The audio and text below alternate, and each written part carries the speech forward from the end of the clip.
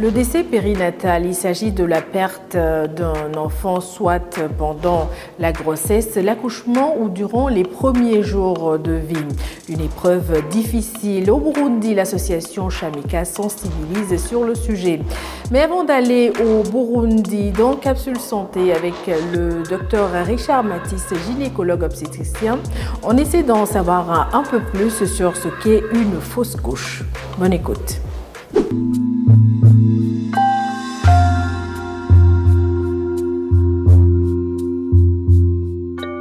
Bonjour, docteur Richard Matisse.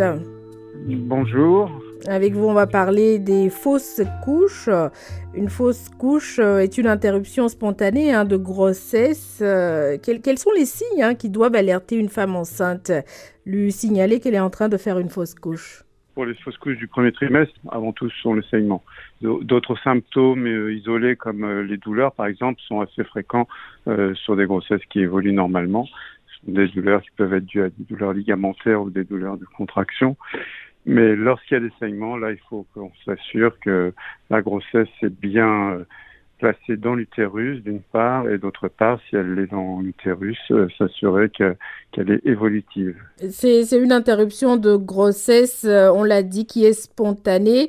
Mais qu'est-ce qui fait que la grossesse s'arrête concrètement? Quelles sont les ou la cause de cette interruption? La nature est faite de telle sorte que on pense qu'il y a plus de la moitié des grossesses qui débutent, les fécondations, qui n'évolueront pas. Donc bien souvent, c'est quelque chose qui arrive très très précocement, ce qui fait que la personne a l'impression qu'elle a un petit retard de règles, et puis 2-3 jours après, ces règles arrivent. En fait, c'est une fausse couche spontanée, précoce. Après, il y a d'autres fausses couches qui arrive alors que la patiente sait qu'elle est enceinte, elle a eu le temps de faire un test, elle a eu le temps de voir que la grossesse était arrivée avec un test de grossesse positif. Dans les causes, il y a les anomalies chromosomiques. Il peut y avoir des infections. La première chose que je dis aux patientes, c'est qu'elles ne sont absolument pas responsables de la fausse couche. Il peut arriver que des femmes soient confrontées à des fausses couches à répétition. Dans ce cas, que faire? Elles ont quand même besoin de savoir ce qui est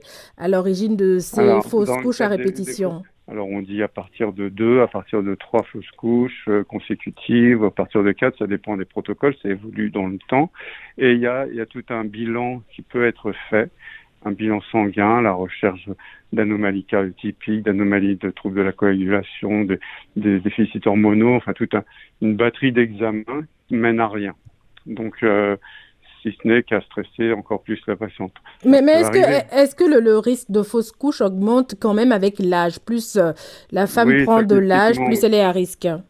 C'est statistiquement, on dit ça parmi les facteurs de risque. L'âge est un facteur de risque. Certaines pathologies hormonales sont un facteur de risque. Les malformations utérines, donc là, peuvent être aussi un facteur de risque dans le sens où ça entraîne plutôt des fausses couches un peu tardives. C'est-à-dire que la grossesse peut s'implanter, mais avoir des difficultés à rester dans l'utérus. Maintenant, il faut savoir qu'il y a de plus en plus de grossesses chez les femmes avancées en âge. Il peut arriver que l'expulsion du fœtus et du placenta ne soit pas complète. Dans ce cas, comment se fait la prise en charge? Dans les fausses couches du premier trimestre, c'est plutôt un embryon, mais donc c'est pas un placenta, c'est le trophoblaste. Donc quand il y a une expulsion partielle, soit on peut donner des médicaments pour continuer à entraîner des petites contractions pour favoriser l'expulsion totale, soit on peut faire une aspiration endo-utérine qui se fait au bloc opératoire sous anesthésie et prend 5 minutes pour aspirer les résidus de la fausse couche quand elle est incomplète. Une dernière question, une fausse couche a souvent un impact psychologique important tant sur la femme que sur le couple. Comment surmonter cette épreuve? Pour ma part, je leur dis que voilà, c'est un accident, que c'est douloureux, que ça arrive malheureusement à chaque grossesse pour plus de la moitié et que pour la grossesse suivante, il faut la considérer à part entière comme une nouvelle grossesse. Il faut vivre sa vie normalement. Alors, je ne les incite pas à boire et à fumer, à se droguer, mais vous vivez votre vie normalement pendant le premier trimestre. Vous faites ce que vous voulez, à condition d'être à l'écoute de vos sensations. Et si vous sentez que votre corps vous dit non, parce que ça vous fatigue ou quoi que ce soit, vous le faites pas. Si vous êtes fatigué, vous vous reposez. Et maintenant, si vous faites un marathon, vous êtes en pleine forme, vous pouvez faire un marathon. et vous vous donnez rendez-vous à vous-même, c'est-à-dire quand vous savez que vous êtes enceinte, c'est une très bonne nouvelle. Vous vous donnez rendez-vous à la fin du premier trimestre pour l'échographie du premier trimestre, et entre-temps, tout peut se passer, et ça ne sert à rien d'être omnubilé par le fait que ça peut s'arrêter ou pas. Ça va générer un stress qui sera inutile si la grossesse évolue, parce que ça évolue aussi, et que là, dans un sens comme dans l'autre, on ne peut rien faire. C'est-à-dire que quand la grossesse a décidé d'évoluer, ils ne peuvent rien faire pour l'arrêter non plus. Donc, on n'est que spectateur, et se donner rendez-vous à soi-même, en étant à l'écoute de ses sensations, en étant alerté s'il y a des saignements, parce que ça peut être un signe de fausse couche. Et puis, lorsque l'échographie du premier trimestre est faite, en général, c'est parti, et puis il n'y a plus de problème. DW. Écouter et soutenir les femmes, les couples qui ont été confrontés à une ou des fausses couches, c'est ce que fait une association au Burundi. À Bujumbura, l'association Shamika organise des séances de sensibilisation sur le thème santé mentale et santé maternelle. Le reportage d'Anteki-Test Niragira depuis Bujumbura. Séance de sensibilisation de l'association Shamika Bujumbura. Shamika, un nom qui représente beaucoup pour la fondatrice Naomi Leila Irakoze. Shamika en Kirundi, ça veut dire Gushamika, c'est fleurir. C'est un témoignage personnel qui a abouti à la naissance de l'association. En 2019, moi et mon mari, on attendait notre premier-né. Comme toute famille qui attend leur premier enfant, on était enthousiastes, on était heureux et on l'avait déjà donné un nom. Le nom était Shamika. Mais ce qui devait être un événement heureux a connu une fin dramatique. Le bébé est arrivé trop tôt. Naomi Leila Irakoze, à travers l'association Shamika, s'est donc donné pour mission de sensibiliser à la souffrance psychologique liée aux fausses couches et aux difficultés de maternité, encourager le partage d'expériences pour favoriser la guérison personnelle et renforcer la solidarité féminine.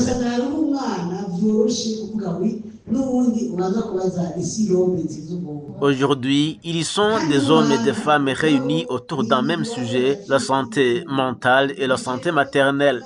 Au centre de cette rencontre, Naomi Leila Irakoze parle avec le cœur.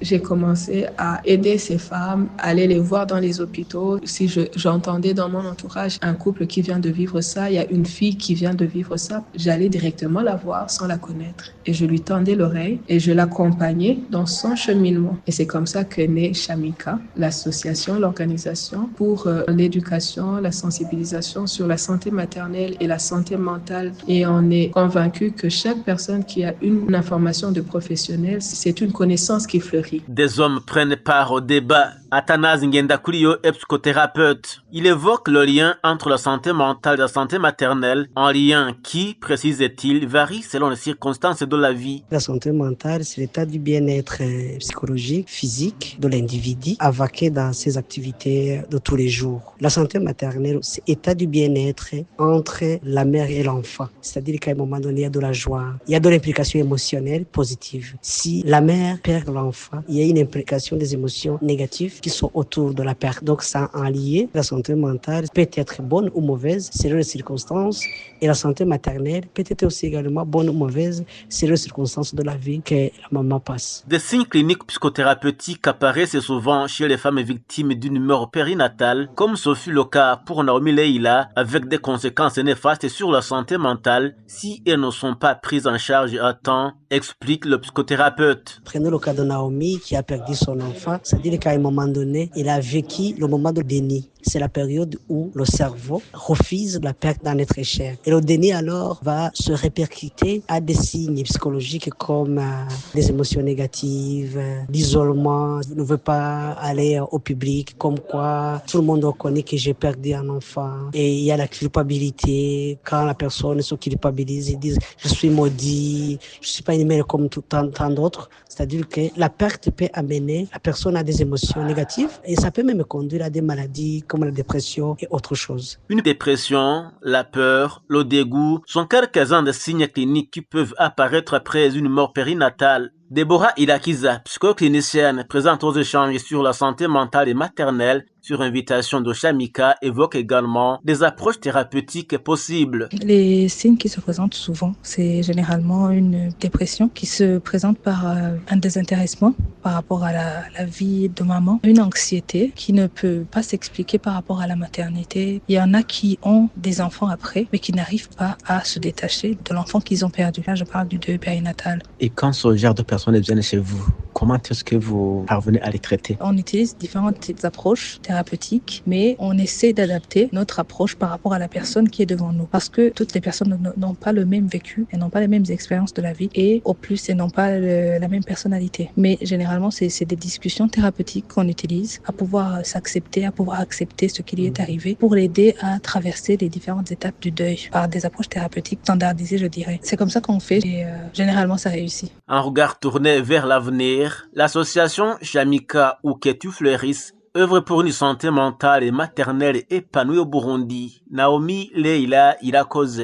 Notre rêve, c'est premièrement que la femme sache connaître son corps, que ce ne soit plus un tabou. Considérer que la santé mentale de la femme, c'est quelque chose de primordial. Donc, si on a conçu et que l'enfant n'est plus, ce n'est pas notre faute. Il y a quelque chose qui s'est passé qu'on n'a pas pu contrôler peut-être. Donc, on a ce rêve que chaque femme, chaque homme aussi, soit éduqué sur la santé maternelle. Dans la souffrance à la résilience, Naomi Leila Irakoze incarne une nouvelle voie pour la santé mentale des femmes et des couples au Burundi. Antedite Steniragira à Bujumbura pour la Deutsche Welle. Une féerie ou simplement un reflet.